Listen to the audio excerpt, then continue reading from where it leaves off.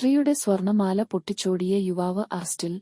നടന്നുപോകുന്ന സ്ത്രീയുടെ കഴുത്തിലെ സ്വർണമാല പൊട്ടിച്ച യുവാവിനെ താനൂർ പോലീസ് പിടികൂടി. ഷംസുദ്ദീൻ പൗരകത്തു ഹൌസ് പണ്ടാരക്കടപ്പുറം താനൂർ എന്നയാളെയാണ് Tanur inspector Tony J Mattam, sub inspector NR Sujith എന്നിവരുടെ നേതൃത്വത്തിലുള്ള പോലീസ് സംഘം അറസ്റ്റ് ചെയ്തത്.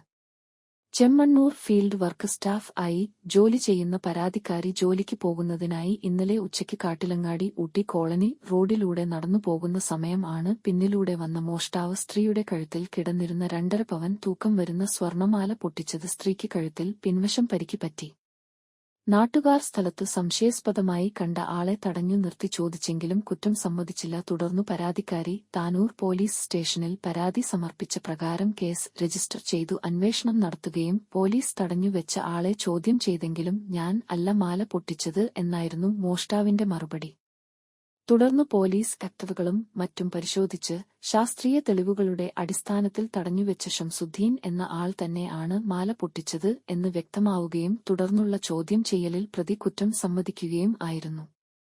Inspector Tony J Mattam, sub inspector Sujith, assistant sub inspector Salesh, Sreejith, Prashobh എന്നിവരാണ് അന്വേഷണ സംഘത്തിൽ ഉണ്ടായിരുന്നത്.